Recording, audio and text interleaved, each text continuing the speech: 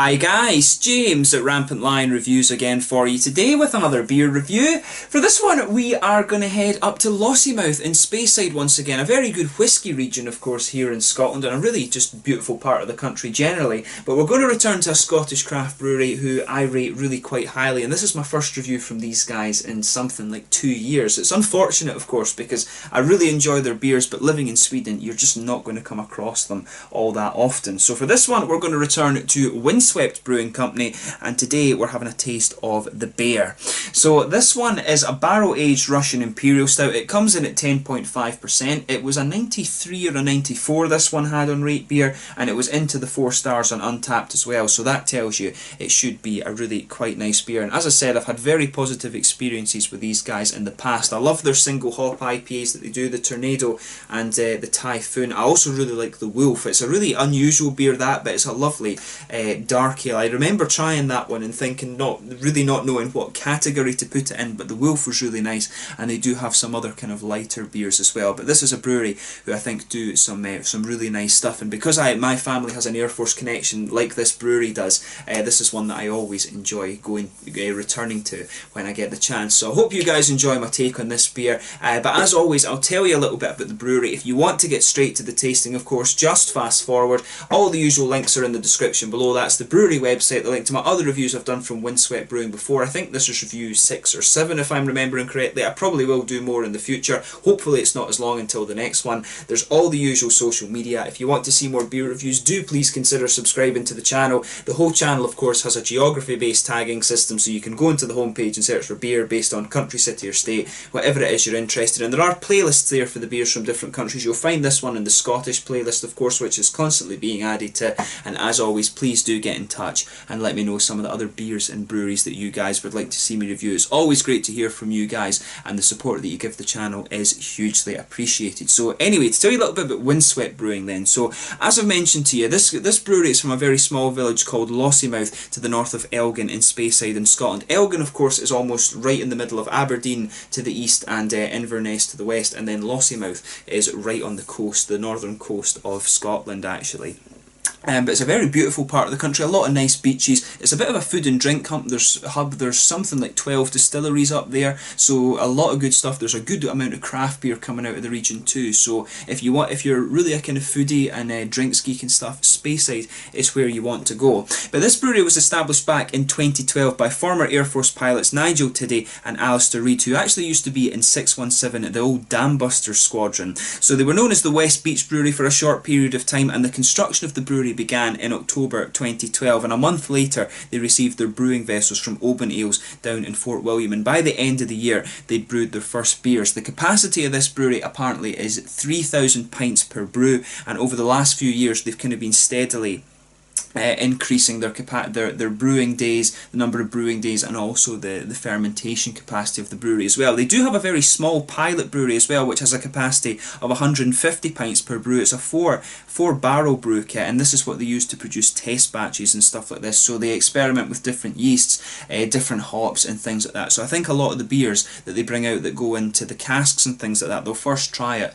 on this little kind of 4 barrel kit and then sell it to the local pubs and stuff like that. So if you want to try the more kind of experimental beers from the brewery, I guess you've got to be fairly local to them. And like I said, they've got a big connection to the Air Force. Of course, I've mentioned that on the channel a few times. My family have a big Air Force history. My grandpa was a Spitfire pilot during the war. My uncle flew the Vulcans, the Jet Provosts, and he was also in search and rescue for a while. My mum and dad were reserve officers with the Air Cadets and stuff like that as well. Maybe I'll join the Flugvapnet now that I'm living over in Sweden at some point too. But it's always cool to return to this brewery. One of the cool things they did recently actually, they did a beer that was called McRobert's Promise to commemorate the Tornadoes leaving Lossiemouth. Of course, Lossiemouth is the only Air Force base that we have left in Scotland. 617 Dam Buster Squadron, of course, is still based there, but the Tornadoes were retired very recently to bring in the Eurofighters. There's also Nimrods up there, and I don't know if there's still the Search and Rescue. There was something about that recently, that the Sea Kings were being moved away down to England or something like that, but it is cool, of course, to return to this brewery.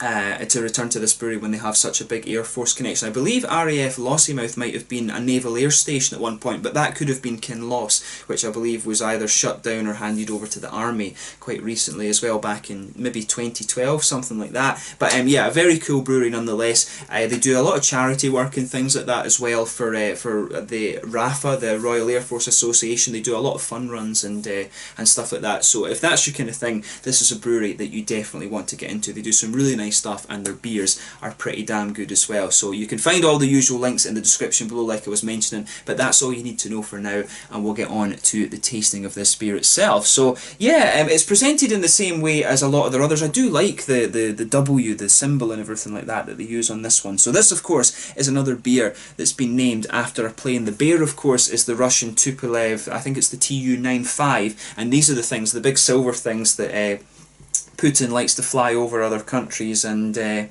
sort of do it. But the British do that as well. I mean, let's not, you know, it's the British do that, the Americans do that as well, and it's just a sort of reciprocal thing. But my uncle always used to tell me stories where they would fly out and just wave at the people in the Russian bomber and things like this. But this is another one that is named after a plane, of course. And the other two, they have their two single-hopped IPAs, the Tornado, which is the Citra one, and the Typhoon, which is the Simcoe one. But I do like these little 330 bottles that they do that are named after planes, of course. But it doesn't tell you much about the beer. It just says a velvety, smooth, dark stout, rich in bitter chocolate and espresso flavours, a truly majestic ale. Like I told you, it had a 93 overall on Rate Beer, and it was well into the 4 stars when I checked out. This one was introduced in 2015 on a very small scale, and then they released it more regularly the following year in 2016. It's a plain bottle cap on this one, of course. They should put a white W, I think. I think they should make their own bottle caps, because that would be really nice. But yeah, brewed in Lossiemouth, Scotland, Russian Imperial Stout. This one, of course, was it's barrel aged for 3 months and then bottle conditioned for 3 months, 10.5%. So without further ado then, let's get this guy out and we'll get on with the tasting. Oh, it doesn't want to open. I need to get a new bottle opener. This one's a little bit shitty. But yeah, you can smell some of the nice red fruity character coming off this beer.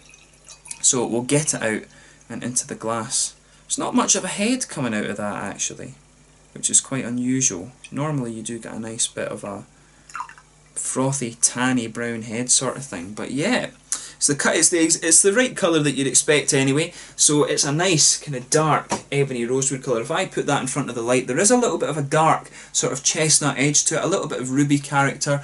I'm just surprised that there is no head on this one at all. There really is nothing. There's one or two big bubbles sticking towards the side of the glass, and you can see some of the little tiny ones just floating up towards the surface there, but it looks very, very nice. I'm just, as I say, just a little bit surprised there's no head coming out of this one. There's a little bit of foam, just when I sugar it up like this, there's a little bit of foam just kind of forming there, but it looks as if it would be a kind of lighter, sort of beigey tan thing if there was something there, but there's a lot of nice chocolatey and kind of roasty malts coming out of this. So let's take a closer look at the aroma then, before we have a taste of the beer. Yeah, that's really nice. So as I always say, you should take a little bit of time and just mull over the aroma of the beer before you actually taste it. That's always half the experience when it comes to whiskey and craft beer and things like this.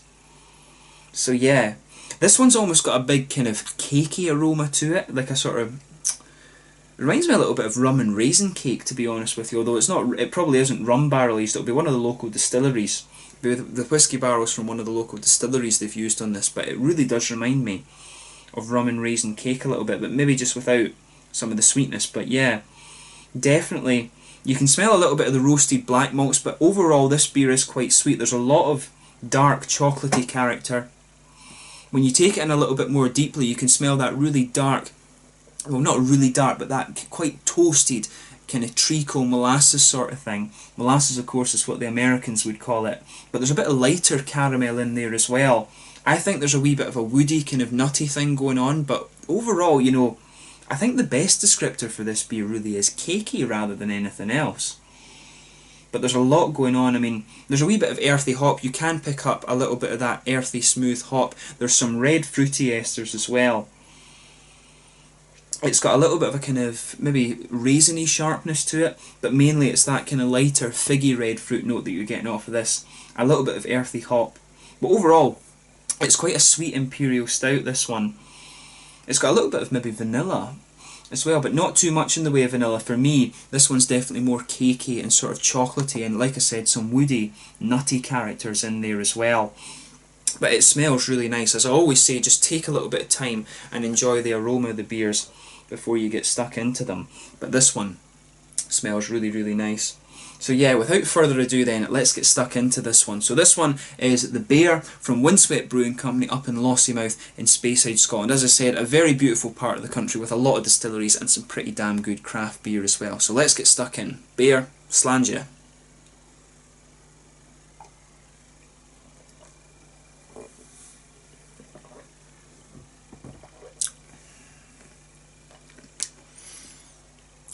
That's pretty damn good.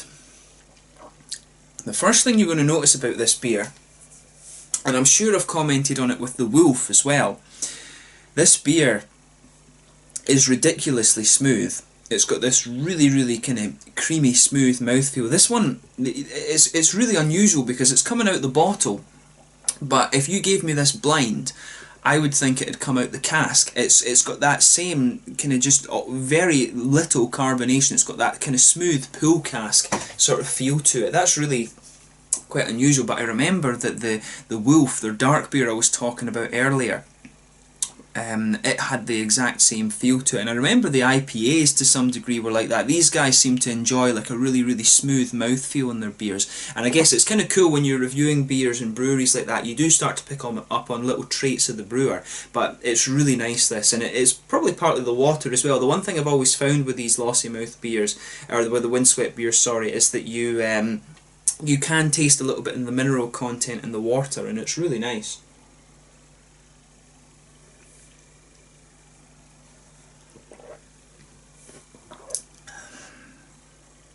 But yeah, I do like how this one comes across. It maybe could do, if I'm absolutely nitpicking with it, it could do with just a little bit more carbonation than it has. That's probably why it didn't have the head on it, which is kind of unusual. But, I mean, nonetheless, that's absolutely nitpicking with it. The mouthfeel, to be honest, isn't the most important thing to me. It's more the actual flavours that you're getting out of the beer, but there's a lot of interesting stuff going on in this one. So, as you would expect from the style, you've got a nice sort of roasted black malt character to this one. That just underpins it, and as the flavour progresses, you've seen how long it was since I took a sip, you get some of that roasted black malty character just pushing its way out, and you can feel the middle of your tongue becoming a little bit drier. It's got a lovely kind of chocolatey character to it as well, but the roasted bitterness starts to make the chocolatey sweetness disappear a little bit. There's definitely some darker kind of toasted brown sugars in there as well.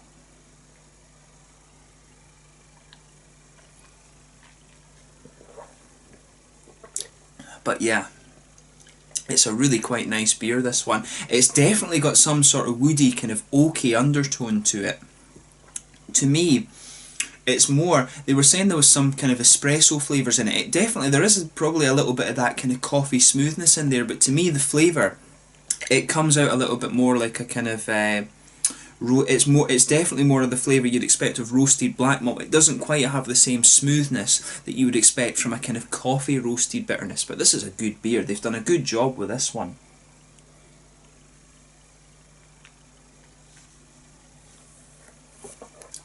There is almost a little bit of there's a little bit of that cakiness that I was picking up in the aroma, but really not so much of it. To me, when your mouth kind of adjusts to the flavour a little bit more, it comes across as a little bit more woody.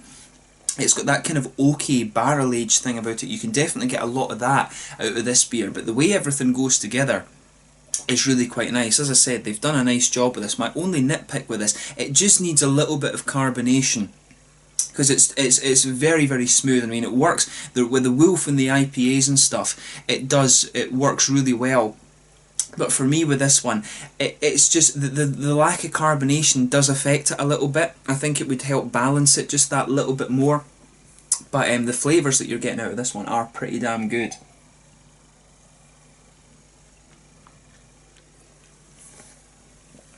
Yeah, the carbonation on this is pretty much non-existent actually, but it works. The flavours still work very, very well. As I say, it leans more towards that kind of roasted, bitter side of thing as the flavour progresses. What you should always do with these dark beers, of course, is sugar them around your palate. and let the whole mouth adjust before you're kind of analysing the flavour too much. I did that at the start, but I forgot to mention it, of course. But yeah, the lingering flavours in this one, it's that nice, dark, kind of roasted black malt character coming out of this one, and the woody, oaky notes start to come out a little bit later too. There is a little bit of vanilla in there as you move further into the aftertaste, but the hops are interesting as well. So at the back corners of the palate, you've got a nice little bit of earthiness. It kind of smooths out as you come further forward, and as you go round the front curve of the tongue, the earthiness is still there, but you can get just a little tiny little bit of grassiness there. If you go behind the front curve of your palate, that's where you get this little oily bubble where all the kind of the nice juicy fruity esters always come out. And for me, this one, it's got a little bit of a kind of candied fruit character, I would say.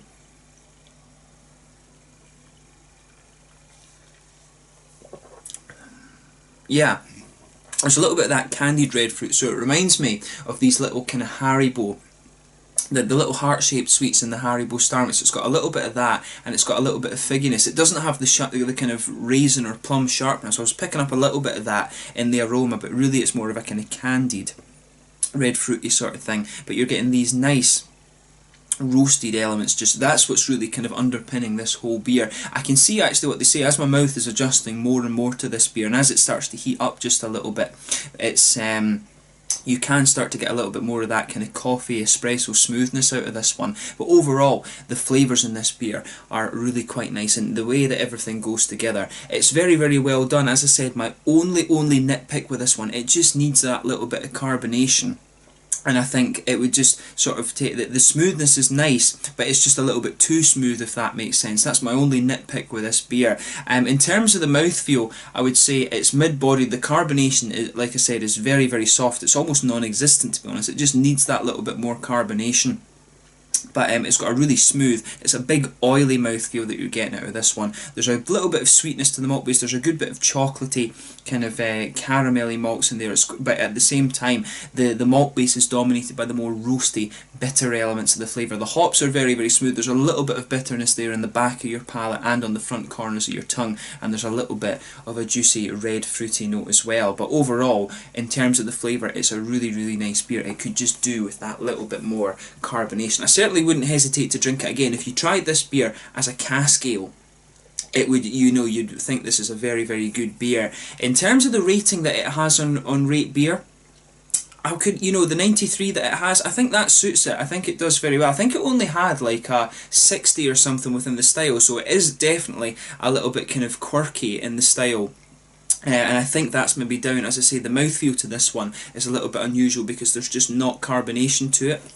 So that's maybe the reason why it doesn't have the same rating within the style. But as I always say, you take Rate Beer with a little bit of a pinch of salt. The main conclusion to take away is that they've done a nice job with this, and that's what you come to expect with Windswept Brewery. As I've told you before, when it comes to Scottish craft beer, you've always got the kind of new wave breweries that like to brew the big kind of beastly American IPAs, and these guys are quite interesting because their beers are, their IPAs and their the Weizen and stuff like that, they are aimed to be session beers, I think, but it is cool to see them do something a little bit like this. That's more. This one is more in line with the sort of American beer styles. The two IPAs, the Typhoon and the Tornado, are a little bit more like IPAs, but they're not so big on the IBUs. So it is cool to see them try something like this, and they've done a good job at it. I do need to see if I can review the Wolf of Badenoch for you at some time, which is their one of their really special beers actually. So hopefully I can get a hold of that, and I do hope that I can find a bottle of the McRoberts Promise for you as well, which was the one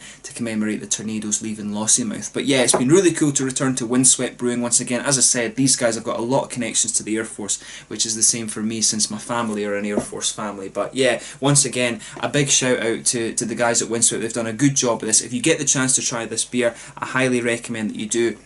They've done a good job with this. So until the next time, thank you for watching my beer reviews. Please like, subscribe, share, all the usual YouTube stuff. Do check out my social media. Let me know in the comment section below your own thoughts on this beer. Let me know what your favourite beers are from this brewery as well. My personal recommendations would be the two IPAs, the Tornado and the Typhoon, and also the Wolf. And if you can get some of their bigger stuff as well, those will probably be pretty good. As I say, I need to review the Wolf of Badenoch and this one. is a pretty damn good beer, but you'll try it and it really comes across almost like a cask ale, but a very good beer nonetheless. So if you get the chance to try the beer, I really recommend that you do. So until the next time, Slange just now, and I will catch you very soon. The beer from Windswept Brewing up in Lossiemouth in Speyside here in Scotland. Slange just now.